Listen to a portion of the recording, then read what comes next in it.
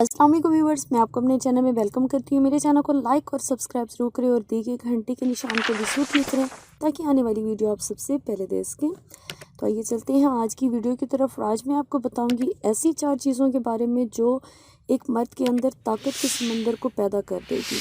ये बहुत ही आला नुस्खा है और साथ में बहुत ही आसान भी है। ठीक है, तो आइए वीडियो को शुरू करते हैं और जान लेते हैं कि वो कौन सी 4 चीज़ें हैं जिसके इस्तेमाल करने से कमज़ोरी आपके जिस्म से दूर भागेगी।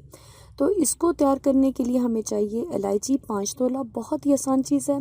दूसरे नंबर पर इसबगोल का छिलका 5 तोले की मिकदार में, और तीसरे नंबर पर हमें चाहिए मिस्री भी, वो भी 5 तोले की मिकदार में लेनी है। और आखिरी नंबर पर सफ़ेद मूसली 5 तोला, ये सब चीज़ें आपने हम वज़न लेकर आप सबको अलग अलग बारीक पीस लेना है और बाद में इन्हें आपस में मिक्स कर लेना है।